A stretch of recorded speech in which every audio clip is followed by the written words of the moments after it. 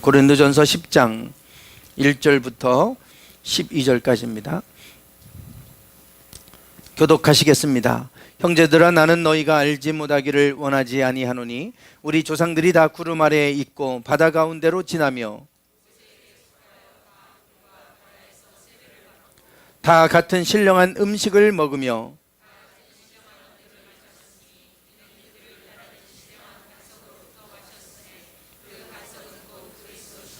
그러나 그들의 다수를 하나님이 기뻐하지 아니하셨으므로 그들이 광야에서 멸망을 받았느니라.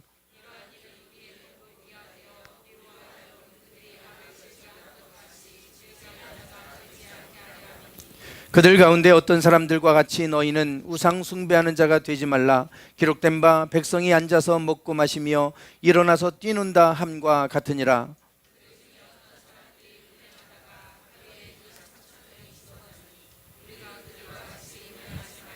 그들 가운데 어떤 사람들이 주를 시험하다가 뱀에게 멸망하였나니 우리는 그들과 같이 시험하지 말자.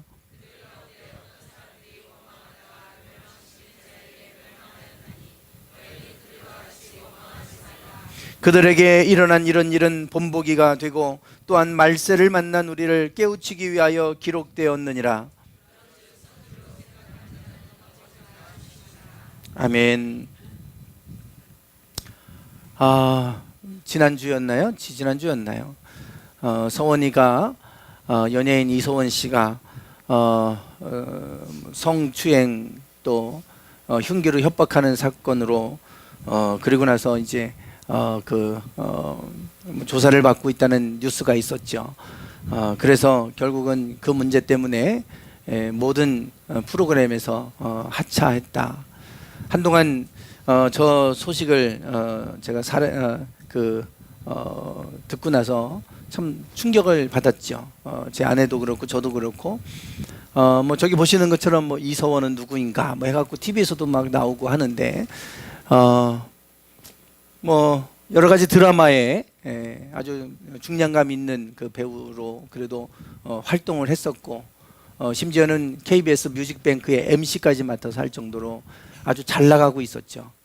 또 최근에 하는 드라마 어바웃 타임인가요? 거기에도 이제 드라마에 또 참여하기로 돼 있었는데 결국 다 그 찍었던 분량들을 전부 다 다른 인물로 대체해서 다시 찍었다 이런 얘기도 나오고 그래서 그런 뉴스가 나왔습니다.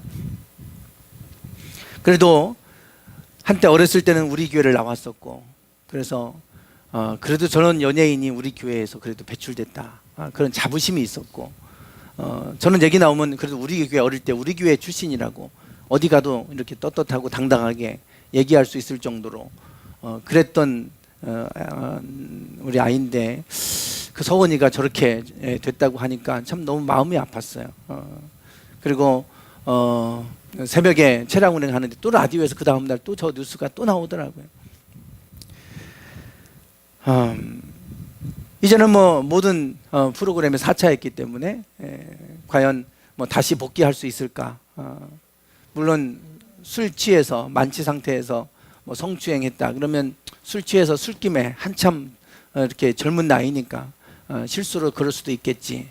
그 정도는 우리가 그렇게 생각해보고 또 그 정도는 그래도 좀 이해해 줄 수 있는 그런 범위인데 그 범위를 넘어서서 흉기까지 협박을 할 그런 일이 있었기 때문에 그래서 더더욱 사람들이 공분을 사고 있는 것 같습니다.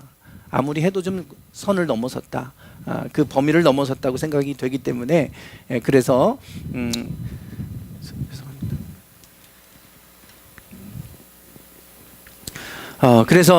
참 앞으로 복귀가 과연 가능할까 이런 생각들을 이제 하게 됩니다.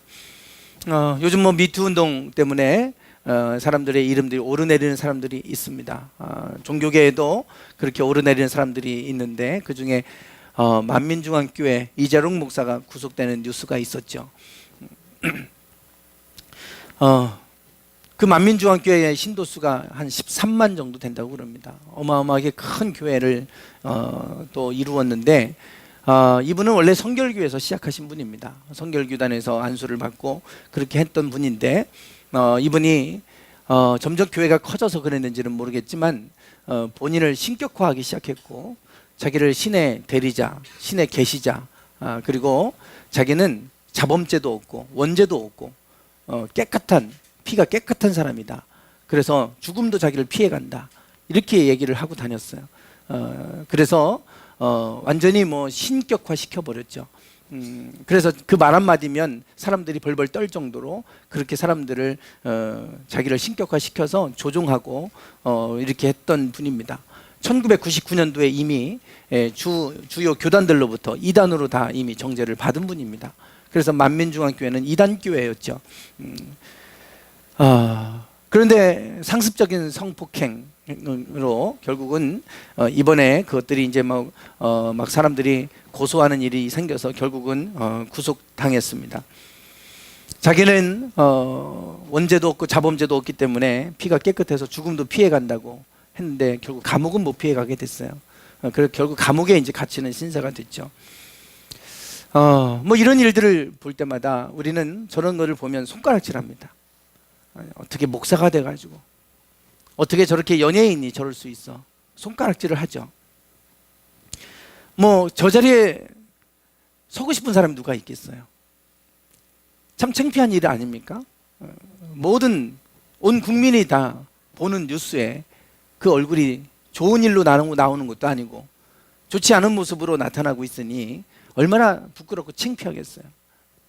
수치스럽죠. 연예인들이, 수많은 연예인들이, 아주 잘 나가던 연예인들이 도박이나 마약이나 또 성추행이나 여러 가지 많은 일들로 구설수에 오를 때마다 우리도 손가락질 하지만 연예계에서도 야, 우리 조심하자, 우리도 저렇게 될 수 있다 분명히 생각했을 거예요. 뭐 서원이는 뭐 그렇게 생각 안 했겠습니까? 그런데 자기가 그 자리에 또 서고 있잖아요. 저분이 저렇게 처음부터 저럴 거라고 생각했겠습니까? 자기도 저렇게 안 했겠죠. 많은 목사님들이 끝이 좋지 않으니까 나도 그렇게 되면 안 돼, 그렇게 안 돼야 되겠다 생각했을 거예요. 그러나 또 저기에 서고 있지 않습니까? 이것은 무엇을 의미합니까? 우리는 다 연약한 사람들이라는 사실이에요. 우리가 손가락질하지만 우리가 저 자리에 서면 우리도 저럴 수 있어요. 그게 인간의 죄성이 아닙니까? 우리는 다 죄를 가지고 죄성을 가지고 살아가는 존재예요.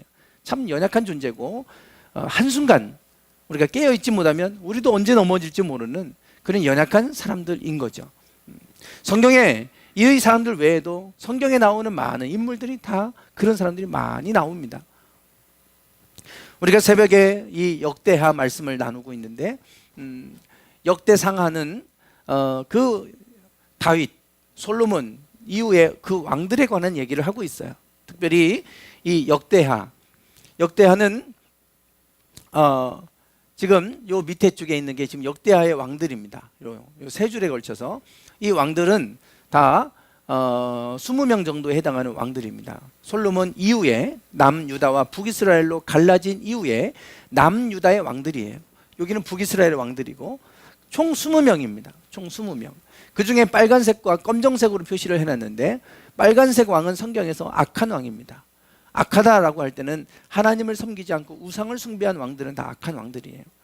그렇지만 그들이 뭐 도덕적으로 선해서 선한 왕이 아니라 하나님 그 모든 우상을 헐어버리고 하나님을 잘 섬기도록 한 왕들은 선한 왕입니다. 우리 선교사님이 인도의 힌두교 인들의 신이 아까 3억 얼마요? 3억 3천. 그러니까 신들이 수없이 많은 거예요. 신들만 3억 3천. 다 알 수도 없어요. 그렇게 어마어마하게 많은 신들이 있잖아요. 오직 지금 문제는 뭐냐면 복음을 전하기, 그런 땅에 복음을 전하기 어려운 게 신은 하나다. 오직 하나님, 예수 그리스도로만 우리가 구원받을 수 있다. 그럼 다시 다른 신을 다 버려야 되는 거예요. 그게 어려운 거죠. 그 많은 신들 가운데 하나의 신으로 받아들이는 건 쉽습니다. 그런데 그 하나님만 섬기겠다라고 하는 건 어려운 거예요. 그게 안 되는 거예요. 그래서 일본이나 캄보디아나 이런 다신교를 믿는 국가들의 복음을 들고 가면 전도가 쉽게 되는 것 같은데 그러나 복음은 하나도 안 들어갑니다. 결국 예수님만 믿어야 구원받는다 그러면 다 돌아서요. 일본도 마찬가지고. 그래서 이게 어려운 건데 유일하신 하나님을 믿은 민족은 오직 이스라엘, 히브리 민족밖에 없잖아요. 그리고 성경에 오직 유일하신 하나님 여호와만 얘기하는 것은 하나님 이 성경밖에 없어요. 그래서 그리스나 로마나 다 많은 신들을 섬겼던 나라들인데 그 나라가 기독교로 국교화됐다고 하는 건 이건 기적인 거예요. 그건 하나님 하신 일들이죠. 그만큼 하나님 한 분만 섬긴다고 하는 게 얼마나 어려운 일인가를 지금 잘 보여주는데, 이 이스라엘에서도 자꾸만 다른 신들, 가나안에서 섬겼던 그 이방 신들이 자꾸만 그들에게 들어옵니다. 그러면 또 그걸 받아들이는 거예요. 바알신도 숭배하고 아세라상도 숭배하고 여러 가지 만몬신 여러 가지 많은 신들을 받아들이고 섬기는 거예요.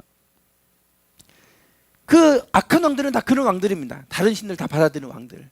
그러나 선한 왕들은 오직 하나님만 섬기도록 했던 왕들은 선한 왕들인 거예요. 성경에 기록된 왕들이. 이 검정색으로 표현된 이 왕들은 그런 왕들입니다. 우시아까지 포함해서 총 7명이에요. 7명. 그렇게 섬겼던 왕들 7명입니다. 그런데 그 중에 우리가 지금 볼 사람은 아사왕과 우시아왕 2명을 잠깐 우리가 좀 찾아볼 건데요.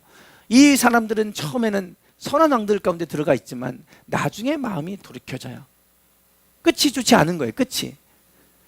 처음에는 하나님을 잘 섬기게 했던 왕들이어서 하나님이 그 땅을 복을 주셨는데, 그런데 끝에 가서 이 사람들의 마음이 변질돼 버려요. 그래서 좋지 않게 끝납니다. 그게 이제 아사왕과 우시아 왕이에요. 41년, 52년 이런 긴 시간 동안 통치를 했고 하나님이 그때 아주 강성하게 해주셨는데, 근데 끝이 좋지 않은 거예요. 한번 역대하를 좀 찾아보실까요? 역대하 15장입니다.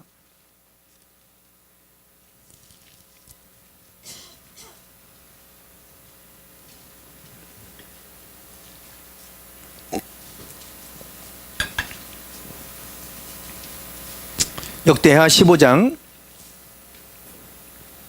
10절을 한번 보시죠.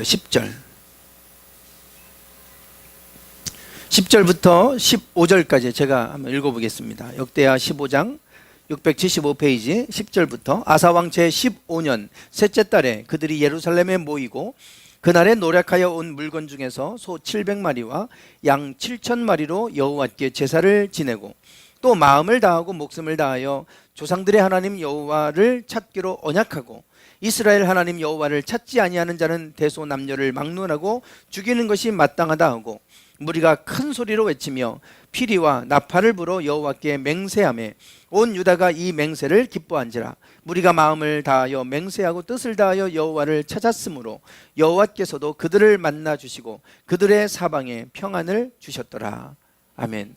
지금 아사 왕이 이 모든 신상들이나 우상들에게 제사했던 제단을 다 헐어버리고 오직 하나님만 섬기기로 백성들에게 다 맹세하게 했어요. 그래서 그 땅이 오직 하나님만 섬기도록 하게 했다는 겁니다. 그랬더니 하나님이 그 땅 사방에 평안을 주셨다 그랬어요. 19절에 보면 35년까지 다시는 그 땅에 전쟁이 없었다 그랬습니다.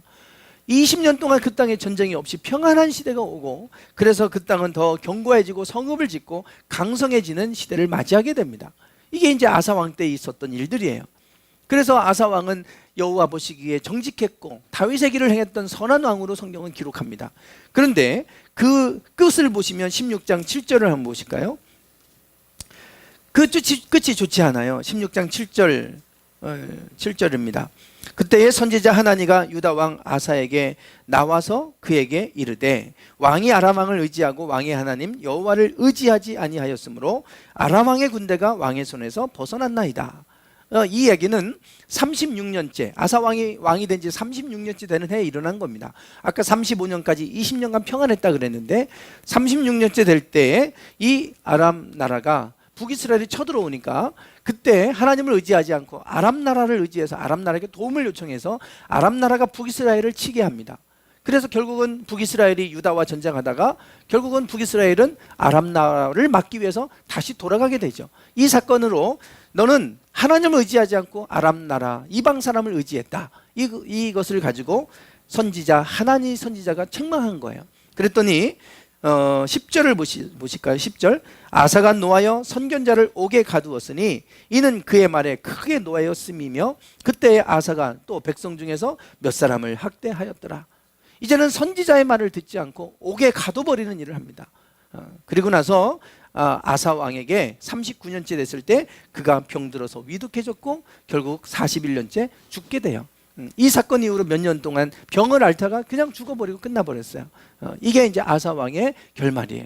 하나님을 의지하지 않고 사람을 의지했다는 거예요.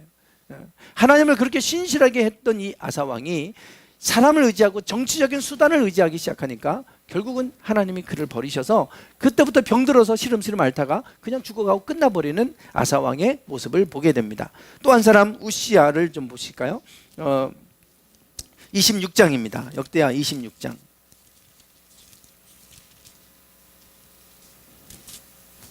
691페이지입니다. 역대하 26장 4절과 5절입니다.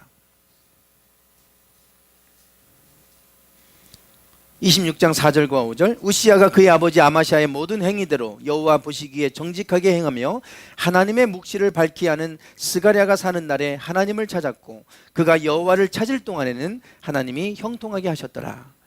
이 우시야 왕도 마찬가지예요. 늘 하나님을 찾았고 하나님을 의지했고 하나님을 예배하고 하나님이 주시는 힘으로 살았던 왕이었어요. 그래서 52년을 통치하는데 그의 삶을 하나님께서 그 나라를 강성하게 하셔서 그 평안하게 하셨던 그랬던 시대를 맞이하게 됩니다. 그런데 이 우시야 왕도 말년이 좋지 않습니다. 16절을 한번 보실까요? 16절. 그가 강성하여짐에, 그러죠? 하나님이 강성케 해주셨는데 강성해지니까 또 교만해진 거예요. 그의 마음이 교만하여 악을 행하여 그의 하나님 여호와께 범죄하되 곧 여호와의 성전에 들어가서 향단에 분향하려 한지라. 제사장이 분향해야 되는데 자기가 분향하려고 들어간 거예요. 그러니까 제사장 아사랴가 여호와의 용맹한 제사장 80명을 데리고 그의 뒤를 따라 들어가서 우시야 왕 곁에 서서 그에게 이르되 우시하여 여호와께 분향하는 일은 왕이 할 바가 아니요 오직 분향하기 위하여 구별함을 받은 아론의 자손 제사장들이 할 바니 성소에서 나가소서. 왕이 범죄하였으니 하나님 여호와에게서 영광을 얻지 못하리이다. 우시야가 손으로 향로를 잡고 분향하려 하다가 화를 내니 그가 제사장에게 화를 낼 때에 여호와의 전 안 향단 곁 제사장들 앞에서 그의 이마에 생긴지라. 대제사장 아사랴와 모든 제사장이 왕의 이마에 나병이 생겼음을 보고 성전에서 급히 쫓아내고 여호와께서 치심으로 왕도 속히 나가니라. 우시야 왕이 죽는 날까지 나병 환자가 되었고 나병 환자가 되매 여호와의 전에서 끊어져 별궁에 살았으므로 그의 아들 요담이 왕궁을 관리하며 백성을 다스렸더라. 그가 교만해지니까 하나님 앞에 하지 말아야 될 행동을 하는데 그 분향단에서 자기가 분향을 하는 거예요. 그래서 제사장이 말렸지만 듣지 않고 화를 내고 자기가 결국 분향해버리죠. 그러다가 결국은 문둥병에 발해서 결국은 사람들 앞에 나타나지도 못하고 별관에서 그냥 살다가 생을 마감하게 되는 이 우시야의 모습을 보게 됩니다. 성경은 그가 강성해지니까 교만해졌다 이렇게 말하고 있어요. 결국은 잘 나가다가 끝에 가면 하나님의 은혜를 주시고 잘 섬기니까 하나님 복을 주시니까 막 강성해지고 커지고 하니까 그러니까 이제 이상해지는 거예요, 사람이. 그래서 그때부터 이상해져 갖고 자기가 하나님 자리에 올라가려고 하는 이런 교만함이 들어오기 시작하니까 결국은 끝이 좋지 않게 되는 이런 모습을 볼 수가 있습니다. 왜? 처음부터 그랬던 사람이라면, 여기 보시는 것처럼 빨간색의 왕들은 처음부터 그랬던 왕들이니까 저 사람은 원래 저런 사람이지. 그러는데 왜 처음에는 선하게 하나님의 뜻대로 살았던 왕들이 왜 끝에 가면 저렇게 끝나냐 이거예요. 왜 끝이 좋지 않느냐. 오늘 본문은 여기에 대해서 답을 주고 있습니다. 왜 사람들은 저렇게 끝이 되면 끝이 좋지 않을까? 강성해지면 왜 저렇게 될까? 오늘 우리가 기억해야 될 말씀이 오늘 본문에 나와 있습니다. 다시 본문으로 좀 돌아가 보겠습니다. 본문에 보시면 10장 1절부터 4절까지 형제들아 나는 너희가 알지 못하기를 원하지 아니하노니 이렇게 얘기합니다. 즉 나는 너희들이 알기를 원한다는 거예요. 나는 너희들이 이 사실을 꼭 기억하기를 원한다는 겁니다. 그것은 무슨 얘기냐? 우리 조상들이 다 구름 아래에 있고 바다 가운데 지났다. 이 홍해를 가르고 지나간 얘기입니다. 이스라엘 백성들이 출애굽할 때 얘기예요. 하나님이 구름 기둥과 불 기둥으로 그들을 인도해 내셨고 그 바다를 가르고 홍해의 길을 내서 지나가게 하셨죠. 그리고 모세에게 속하여 다 구름과 바다에서 세례를 받았다. 또 다 같은 신령한 음식을 먹었다 그랬어요. 이 신령한 음식이라고 하는 건 그들이 그동안 먹어보지 못했던 하늘에서 내리는 만나를 먹은 거 아닙니까? 그 만나를 먹었고 또 신령한 음료를 마셨다. 이거는 반석을 쪼개서 하나님 물을 내게 하셔 그 물을 먹게 하셨잖아요. 그 신령한 음료를 먹었다.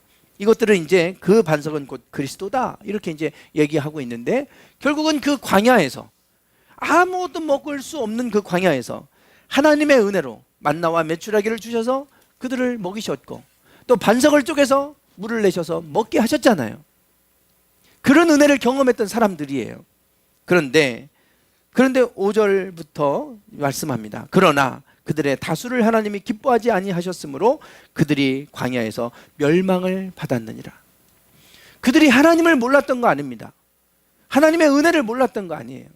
하나님이 그들 가운데 얼마나 많은 기적을 행하셨습니까? 수많은 기적을 보았던 사람들이고 하나님의 은혜를 맛보아 알았던 사람들이에요. 그런데 그들이 지금 멸망 가운데 있게 되죠. 광야에서. 다 광야에서 죽어버렸잖아요. 하나님을 몰랐던 사람들이기 때문에 죽었다면 이해하겠지만 그런 사람들이 아니에요. 하나님의 은혜를 경험했던 사람들이에요. 하늘의 신령한 만나를 먹어본 사람들이 누굽니까? 그들 외에는 없잖아요. 그런 은혜를 경험했던 사람들이 멸망해서 죽었다니까요. 그러니 너희들이 다 알지 못하기를 내가 원하지 않는다. 너희들이 다 알기를 원한다는 거예요. 그들이 멸망한 것, 그것이 우리에게 본보기가 된다 그랬어요. 6절에서 이러한 일로 하여금 이러한 일은 우리의 본보기가 되어 9절에도 그들 가운데 11절 그들에게 일어난 이런 일은 본보기가 되고 또한 말세를 만난 우리를 깨우치기 위하여 기록되었느니라. 그렇게 얘기하면 이것이 우리에게 본보기가 된다는 거예요.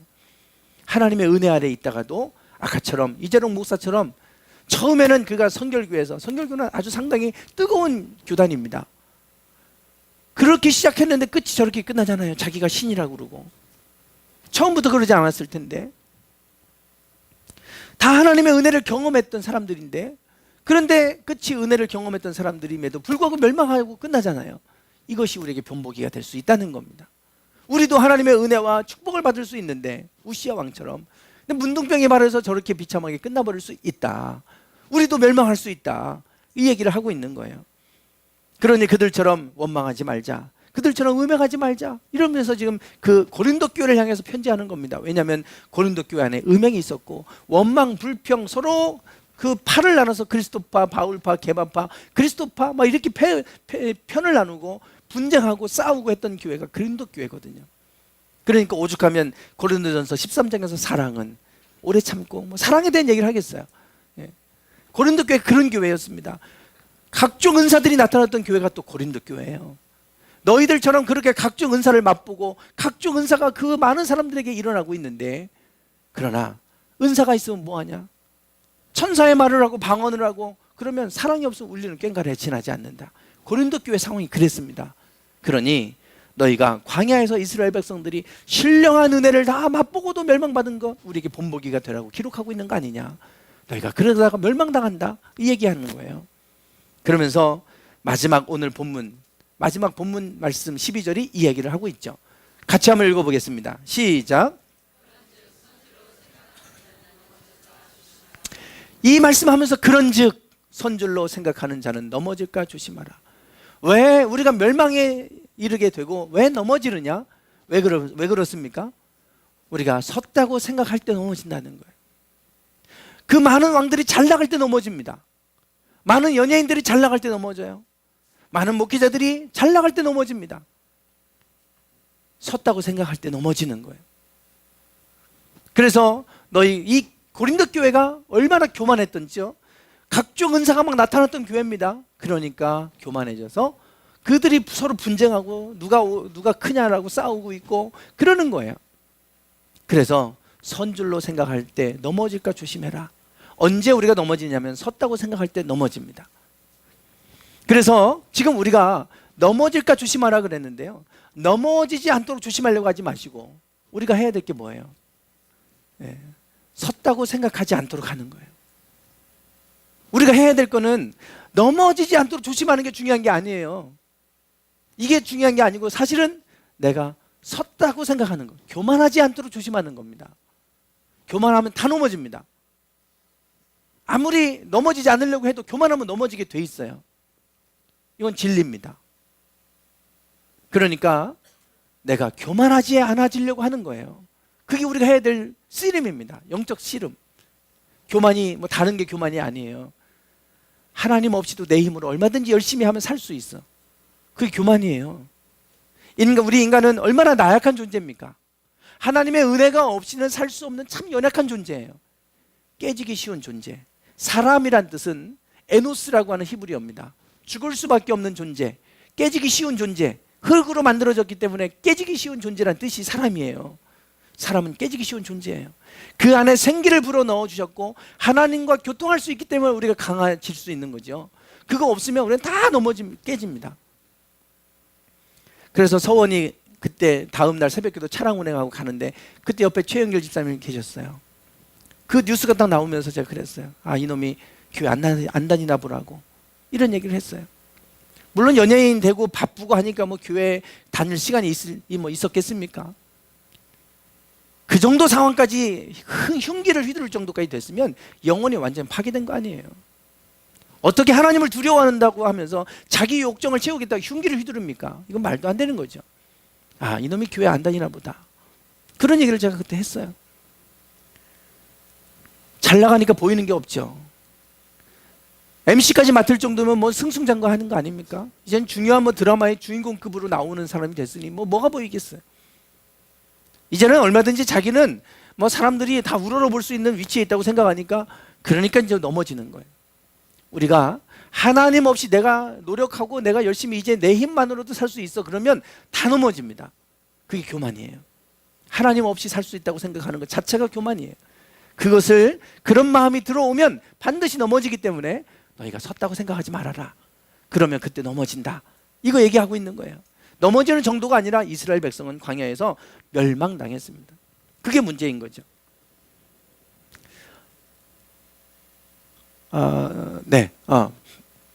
사도 바울이 이런 고백합니다. 로마서 7장 21절에서 같이 한번 읽어보겠습니다. 시작.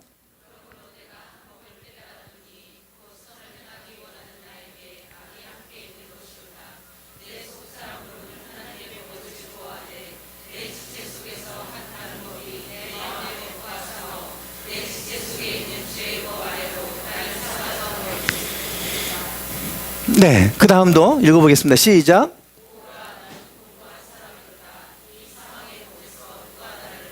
네, 사도 바울은 이런 고백을 합니다. 자기의 속사람은 하나님의 법을 즐거워하고 하나님의 법대로 살고자 하는 마음이 늘 있는데 또 다른 법, 죄의 법이 나를 사로잡아 오고 있다. 늘 두 법이 싸우는 거예요. 하나님의 말씀을 알고 있어요. 그 말씀대로 살고 싶어요. 근데 자꾸만 내 안에는 죄의 법이 있어서, 죄의 속성이 있어서 자꾸만 죄된 상황으로 나를 이끌어가는 걸 내가 본다 이거예요. 오죽하면 나를 사로잡아 오는 걸 보는 듯다 그러겠어요. 우리가 사로잡는다는 건 누군가가 나를 확 결박해서 사로잡아서 끌고 가는 거잖아요. 그만큼 죄의 법이 강하다 이겁니다. 우리를 그냥 사로잡아서 끌고 가버리는 상황까지 고백해요, 사도 바울이. 그래서 그가 고백하는 건 뭐냐면 오호라 나는 곤고한 사람이로다. 이 사망의 몸에서 누가 나를 건져낼 수 있을 것인가.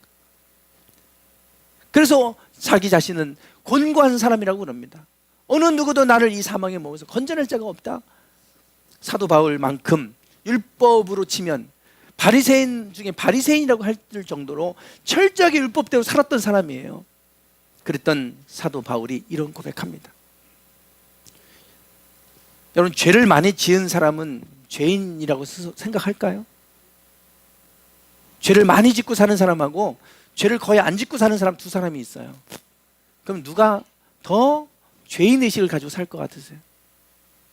죄를 많이 짓는, 뭐 죄를 한 100개 졌다고 하고 여기는 죄를 한 3개 졌다고 해보세요. A는 100개, B는 3개. 어떤 사람이 죄의식을 가지고 살 것 같으세요? B입니다. B예요. 죄 많이 짓는 사람들은요, 그 뭐라고 하잖아요? 내가 뭔 죄를 졌는데 이럽니다. 죄를 진 사람들은요 진짜 뻔뻔해요. 내가 무슨 죄를 졌냐고 그래. 오히려 더 따져요. 그러나 죄를 거의 안 짓고 사는 사람은요 별것도 아닌 것 같고 죄책감을 갖고 살아요. 별것도 아닌 것 가지고 죄의식을 갖고 살아요. 사도 바울이 그런 거예요. 철저하게 율법대로 선하게 살려고 하는데 안 돼. 누구보다 선하게 살았는데 완전하지 못한 거예요. 안 돼. 인간의 한계를 느낀 거죠. 아, 나는 역시 안 돼. 자꾸 내 안에는 왜 자꾸 죄의 유혹들이 생기는 거야. 나는 그렇게 안 살고 싶은데 왜 자꾸 내 안에 이런 생각들이 들어오는 거야. 죄를 안 범해도 그 생각이 들어오고 그것 때문에 괴로워하는 거예요. 내가 이거밖에 안 되나? 왜 나에게 이런 생각이 들어오는 거지? 죄를 안 짓고 살려고 하는 사람일수록 더 죄책감을 느끼는 거예요. 그러니까 바울은 이런 고백을 하는 겁니다. 죄가 많아서 이런 거 하는 거 아니에요. 죄를 더 많이 짓는 사람들이 오히려 죄책감 없이 삽니다. 죄의식을 내가 많이 느끼고 있다는 것은 그만큼 하나님 앞에서 의로움으로 나아가고 있다는 증거예요. 그래서 사도 바울은 이런 고백을 해요. 즉 우리가 항상 하나님 앞에 나는 연약한 존재고 얼마든지 죄의 충동들이 일어나기 때문에 내가 나를 쳐서 복종시키지 않으면 내가 죄의 노예가 될 수밖에 없는 사람이다. 이거를 생각을 갖고 있지 않으면 우리는 교만해져서 다 넘어집니다. 항상 나는 언제든지 넘어질 수 있는 연약한 깨지기 쉬운 존재. 그래서 늘 하나님의 은혜 안에 있지 않으면 내가 죄 가운데서 벗어날 수 없는 그런 사람이야 라고 하는 그런 마음을 갖고 있지 않으면 우리는 다 교만해져서 넘어지게 되죠. 사도 바울은 이런 고백을 합니다. 자신의 의의 한계에 부딪힌 거예요. 의롭게 살아가려고 해봐도 안 되니까 한계에 부딪혔어요. 제가 전에 한계에 관한 말씀을 드렸는데 계속해서 우리가 한계에 부딪히는 경우가 있잖아요. 어제도 우리 가족 예배를 드리는데 경식이 하고 그 아이들이 이제 고3이잖아요. 열심히 하는데 성적은 안 올라가고 옛날 같으면 중대 생각도 안 했던 애들이 이제는 중대 가기도 어렵다고 그러니까 공부는 열심히 하는 것 같은데 성적은 안 올라가고 한계를 느끼잖아요. 자신의 한계. 한계에 관한 얘기를 어제 잠깐 했는데 우리가 한계에 부딪힌 거예요. 사도 바울도. 여러분 한계에 부딪히면 우리는 좌절하고 절망하지만 이 한계라고 하는 것은요. 우리 능력, 힘이나 책임, 능력 따위가 다다를 수 있는 범위가 한계예요. 더 이상 내 능력으로 할 수 없는 상태. 그 끝자락까지 온 게 한계잖아요. 우리는 한계에 부딪히면 좌절하고 포기합니다. 그때 포기해요. 그러나 한계에 도달했다는 것은 우리가 막 열심히 살다 보면 이제 한계에 부딪히잖아요. 한계에 부딪혔다는 얘기는 이 한계를 넘어설 지점까지 다 왔다는 거예요. 이미 아직 한계에 도달하지 못한 사람은요, 이 단계를 넘어서려면 끝이 보이지 않습니다. 한계를 모르는 사람은 아직 먼 거예요. 인간은 한계를 갖고 있는 존재이기 때문에 한계를 느끼고 있다는 건 비로소 인간이 되어져 가는 과정입니다. 나는 죄인이고 나는 아무것도 할 수 없어. 인간이 되는 거예요. 인간이 되는 거예요. 어제 가정예배 드리는데 경식이가 그 얘기 하더라고요. 열심히 해도 안 되고 역시 진짜 하나님의 은혜가 필요한 것 같아요. 얘가 좀 인간이 됐구나 이제. 그 얘기를 듣는데요, 제가 자기 한계를 얘기하잖아요. 해도 안 되는 한계에 부딪히고 그러면 정말 하나님 도우심이 필요한 것 같아요. 그걸 느끼는 순간요, 한계를 넘어설 단계까지 오는 거라니까요. 그걸 못 느끼고 자기가 열심히 하면 다 되겠지. 아직 멀은 거예요. 아직 인간도 아닌 거예요. 인간은 한계를 알아야 한계를 지는 존재임을 아는 게 인간이잖아요. 그걸 깨달을 때 인간이 되는 겁니다. 그러면 그때 하나님을 찾게 돼요. 그러면 우리는 그 한계를 찾게 되면, 하나님을 찾게 되면 하나님의 도우심으로 그 한계를 넘어서게 돼요. 한계를 느낄 때 우리는 그 한계를 넘어설 수 있어요. 사도 바울은 그렇게 고백을 했잖아요. 이건 넘어가겠습니다. 전에 한번 영에 대한 얘기를 말씀을 드렸는데 사도 바울이 그 한계에 관한 얘기를 했어요. 그리고 나서 8장으로 넘어갑니다. 아까 오라 나는 곤고한 사람이로다. 그리고 나서 8장으로 넘어가는데 8장 1절 2절 같이 한번 읽어보겠습니다. 시작.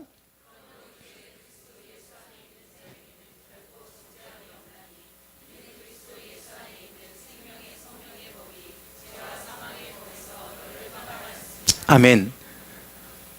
자기 한계를 느꼈더니요, 성령의 법에서 해방됐대요. 죄의 법이 나를 사로잡아 왔는데 그 죄의 법에서부터 해방돼 버린 거예요.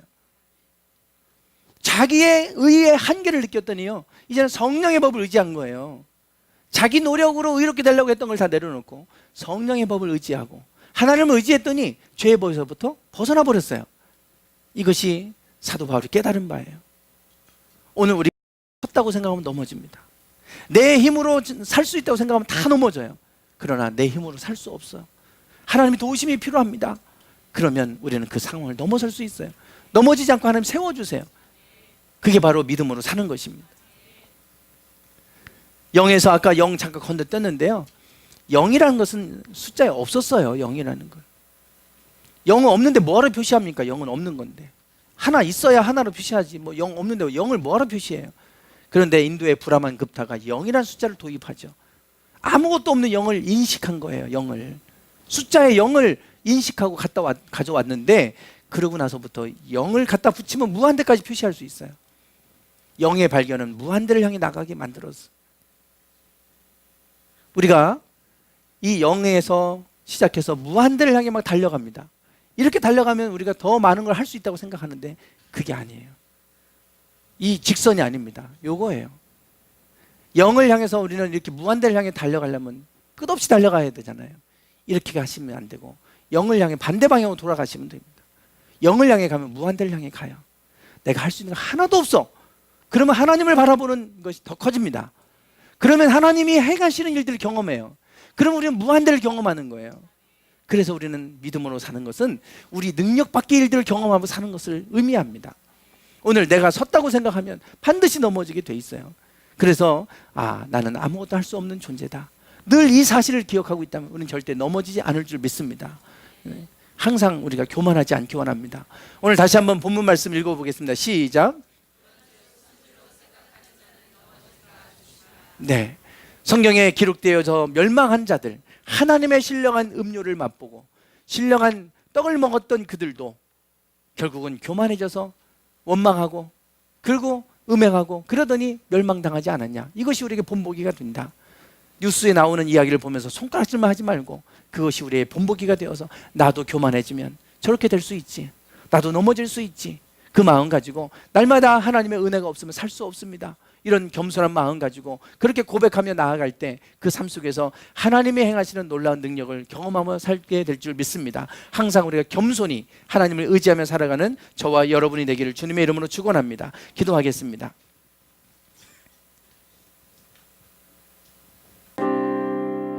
지금은 우리 주 예수 그리스도의 은혜와 아버지 하나님의 극진하신 사랑하심과 성령님의 감동 감화 충만하심이 늘 겸손히 하나님의 은혜를 구하고 그래서 날마다 하나님의 보호하신 가운데 거하기를 소망하는 당신의 사랑하는 성도들 위해 이제부터 영원토록 함께 하시기를 간절히 축원하옵나이다.